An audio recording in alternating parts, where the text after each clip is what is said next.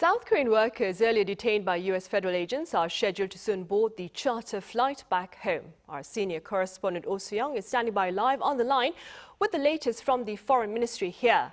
Soo-young, it's good to have you on. So the workers I hear are on their way to Atlanta's Hartsfield-Jackson International Airport. Do tell us more. Sure, Sunny. The released Koreans boarded buses and left the Georgia detention facility at around 2 a.m. on Thursday local time. That was around 3 p.m. here in Seoul about 2 hours ago, according to the Foreign Ministry in Seoul. They headed straight to the airport with their bags packed for them, so all ready to go. And 316 Koreans in total will be proceeding with their voluntary departure from the United States as negotiated by Seoul and Washington.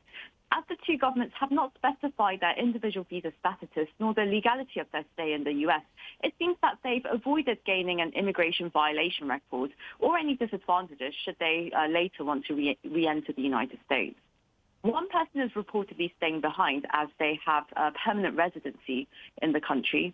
A total of 330 passengers will board the chartered flight, including 10 Chinese, 3 Japanese and 1 Indonesian national who are also detained in the same raid. Right, I see. Meanwhile, Soo-young, I understand we now also know why the planned departure for Wednesday was delayed. Do fill us in.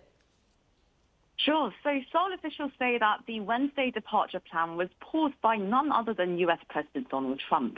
He reportedly called for ways to allow Korean workers to stay on that factory. He also objected to the Koreans being handcuffed by the immigration authorities.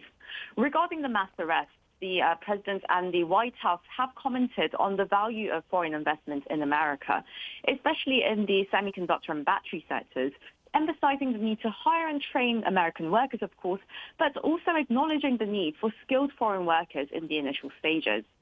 However, Seoul decided to proceed with the voluntary departure first and then perhaps re-entry later. And an official told me that this could be seen as a move that demonstrates South Korea's respect for American law.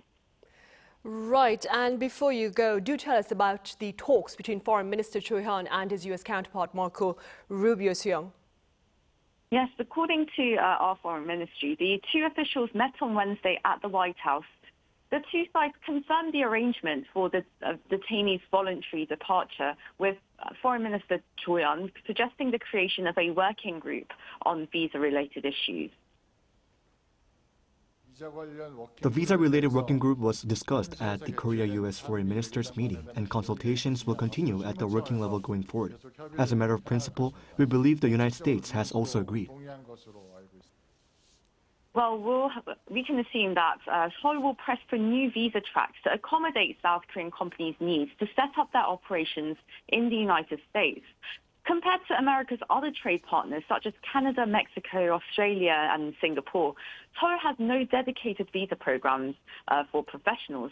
So while companies like Hyundai, LG, Samsung SK, and POSCO are investing billions into U.S. plants, they have challenging timelines for setting up appropriate facilities and staffing them with skilled workers. Without viable visa options, they were basically stuck, and that's what seems to have led to this incident. Workers entering on short-term visas to help set up operations before ultimately leaving the United States. So with this crisis, it seems that the two allies are trying to create the opportunity to improve bilateral pathways for better economic cooperation going forward. Right, I see. All right, Soo-young, as always, thank you very much for that quick update. We greatly appreciate it.